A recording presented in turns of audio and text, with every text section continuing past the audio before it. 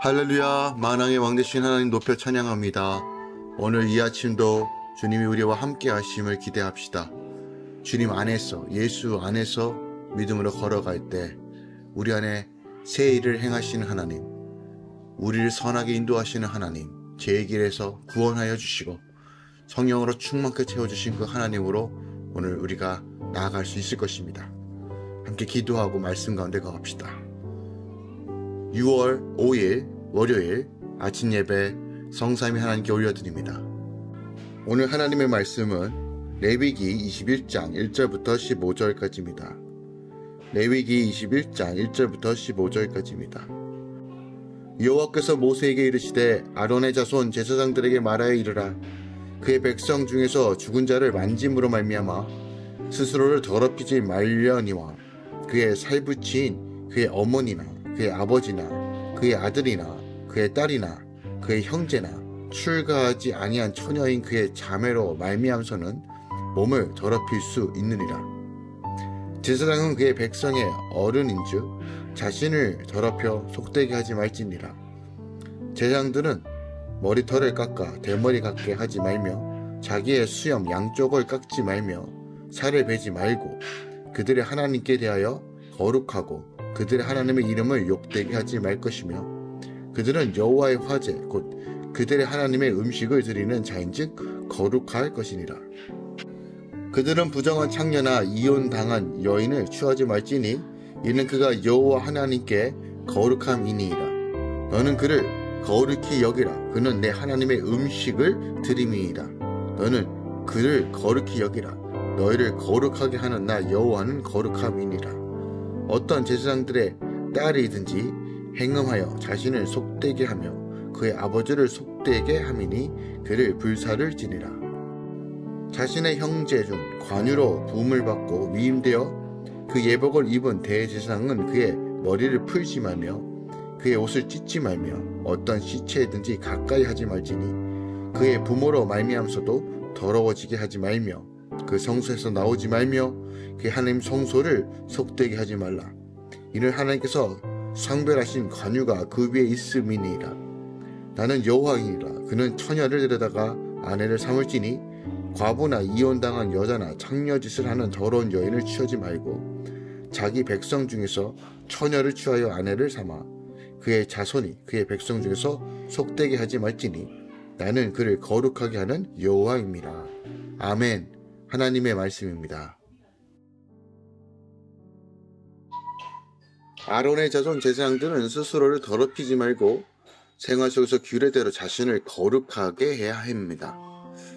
그들은 결혼도 구별하게 해야 하며 그 딸도 행음하게 해서는 안 되죠. 관유로 부음을 받아 위임된 대제사장은 정해진 규례를 따라 자신을 더욱 거룩하게 지켜야 했습니다.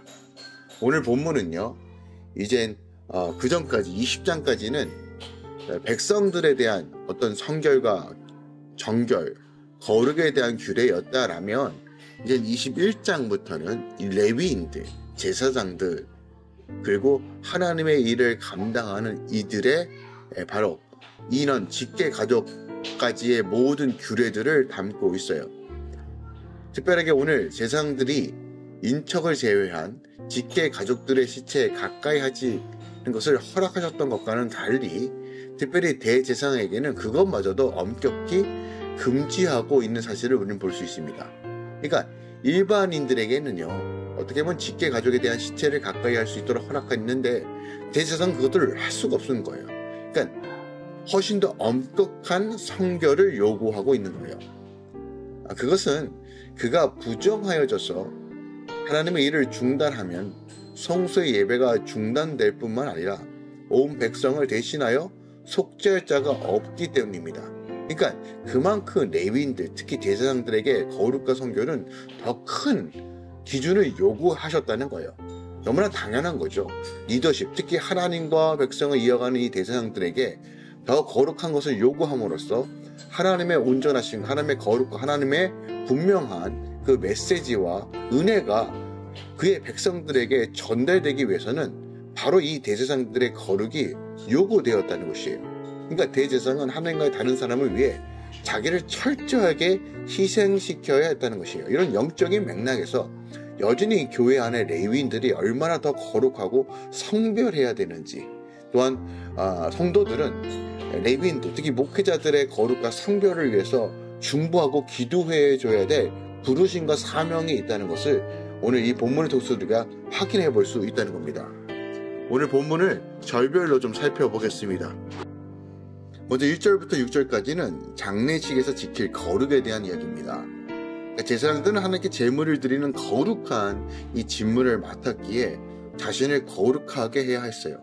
그러니까 직계가족 외에 다른 사람들의 시신을 만져서도 안 되며 이방의 장례 풍속을 따라서도 안 되고, 그들은 거룩한 백성의 어른으로서 장례식에도 하나님께 구별된 모범을 보여야 했어요.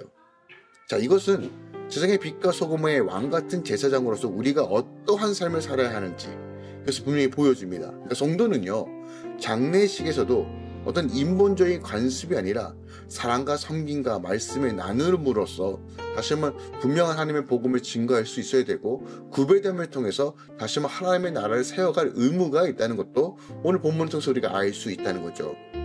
7절부터 9절까지는 가정에서 지킬 거룩에 대한 메시지가 선포됩니다.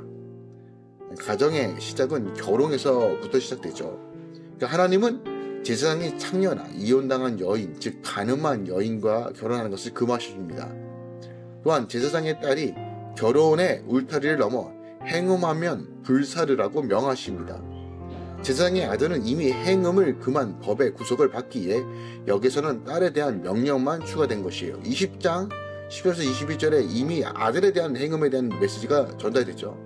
그러니까 우리는 늘 안목의존력, 그러니까 이생의 자랑, 이것은 육신의 종력을 따라 실행되는 모든 결혼에 대해서 우리는 생각해 봐야 합니다.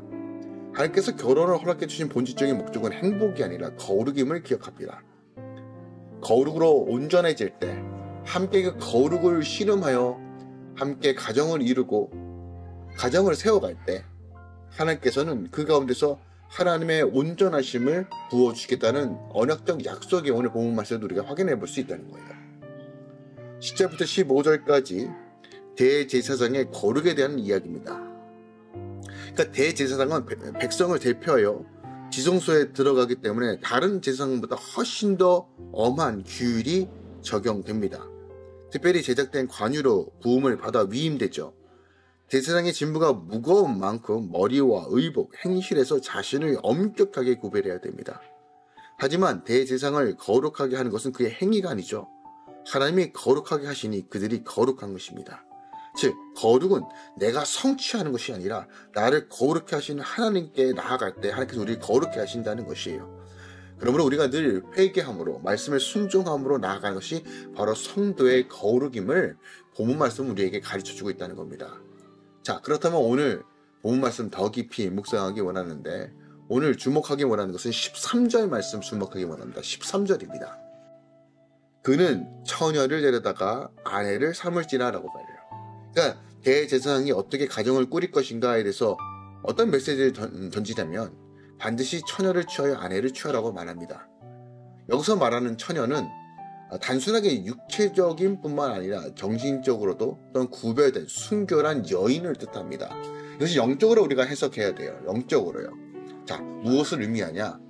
우리는 예수 그리스도, 신랑 되신 예수 그리스도를 맞이할 거룩한 신부임을 기억하기 원합니다. 내가 개인적인 뿐만이 아니라 가정에서도 거룩하게 되기 위한 순결하고 흠없는 여인으로서 하나님 이 아내를 맞이해야 되는 이 사명과 부르심이 있는 것처럼 우리도 마찬가지로 영원한 대제사장이신 예수 그리스도의 영적 신부로서 구별되고 성별된 삶, 그러니까 주님이 우리를 맞이할 때 우리의 거룩함과 흠없음으로 주님께 나아갈 수 있는 그런 부르심과 사명이 우리 안에 있다는 것이에요. 우리 안에 구원을 사수하고 구원해 주신 그 구원을 믿음으로 지키며 구별되고 선별된 삶을 통해서 구원의 완성을 향해 나아가는 거, 순결을 잃어버리지 않는 거, 영적 순결, 하나님을 향한 온전한 마음, 더 뜨겁게 사랑하는 그 하나님을 향한 그 사랑, 그 어떤 불도 끌 수 없는, 어떤 불도 침노할 수 없는 하나님을 향한 그 뜨거운 사랑을 늘 간직한 채 첫사랑을 회복하고 첫 자리에 주의 말씀으로 순종하는 삶을 세우고 하나님을 사랑하는 마음으로 온전히 모든 삶을 셋업해가는 삶, 이것이 바로 우리가 순결한 신부로서 살아가는 방식이라는 겁니다. 핵심은 회개입니다. 회개예요. 끊임없이 나를 치고 말씀을 나를 조명해보고 내 안에 주신 하나님의 영적인 그 은혜와 감격 가운데 하나님께서 주신 복음의 능력으로 자유케 되며 성령의 능력을 충만함으로 나가는 삶, 이것이 바로 거룩한 신부의 삶입니다. 예수 그리스도에 대한 믿음을 굳게 지키는 것이 바로 영적으로 순결한 자의 삶입니다. 마음을 잡고 모든 불의와 탐심을 몰아내고 공의와 정의를 행하며 성령을 따라 걸어가는 삶이 바로 그리스도의 신부의 삶입니다. 주님 다시 오실 것입니다. 주님께서 우리에게 요청하시는 건 거룩한 신부로 살라는 것입니다. 신랑을 맞이한 신부로서 신부의 영성이 할렐루야 교회 모든 성도들에게 임할 것을 예수 그리스도로 축원드립니다. 구별되어야 됩니다. 우리가 온전히 시대를 분별할 줄 알아야 됩니다. 악을 멀리하고 모양이라도 쳐버리며 오직 하나님의 말씀 가운데 거할 수 있는 천국의 소망을 가지고 신학적 순결을 지키며 나아가는 삶, 이것이 지금 우리에게 요청하시는 하나님의 음성이라는 것입니다. 하나님께서는 하나님을 가장 가까이에서 섬겼던 대제사장에게 그 누구보다도 거룩한 삶을 요청하셨어요. 우리 안에 이런 열정과 소망이 있기 원합니다. 하나님 더 가까이 가기 원합니다. 더 순결하기 원합니다. 더 거룩하기 원합니다. 주님을 더 깊이 알기 원합니다. 여러분들 이런 신앙과 믿음과 결단들이 오늘 우리 삶 가운데 온전히 이루어지길 소망합니다. 주님이 우리와 함께 하시고 갈망하고 소망하는 자에게 더 가깝게, 말씀을 순종하는 자에게 더 가깝게, 주님을 찾는 자들을 더 가깝게 임하여 주실 것입니다. 신부로 살아가십시오. 신부의 영성을 사모하십시오. 하나님께서 그 가운데 함께 동행하며 하나님의 기쁨과 만족으로 충만하게 채워주시는 놀라우심을 오늘 허락해 주실 것입니다. 함께 믿음으로 바라보며 기도합시다. 사랑하는 주님 감사드립니다. 특별히 오늘 대제사장에게 더 많은 거룩을 요청하셨던 것처럼 하나님 우리 안에 이런 부르심과 소명이 있음을 기억하기 원합니다. 하나님 어떻게 하는 것이 거룩입니까? 어떻게 하는 것이 순결한 신부로 사는 것입니까? 지혜와 계시의 눈을 열어주셔서 말씀을 붙잡고 믿음으로 걸어가며 두렵고 떨림으로 구원을 이루고 거룩한 신부로서 살아낼 수 있도록 우리 안에 하나님의 지혜와 능력을 허락하여 주시옵소서. 말씀을 말씀으로 볼 수 있는 은혜, 말씀이 삶으로 적용할 수 있는 능력, 성령의 도우심과 인치심의 분명한 그 은혜가 오늘 이 아침에 함께 기도하고 사모하는 모든 주의 자녀들에게 임하여 주시고 이끌어 주시옵소서. 이제는 우리 주 예수 그리스도의 은혜와 우리 하나님 아버지의 놀랍고 지극하신 사랑과 성령 하나님의 내리셨던 충만 역사하심이 이제부터 영원까지 함께 계시길 축원하노라. 아멘.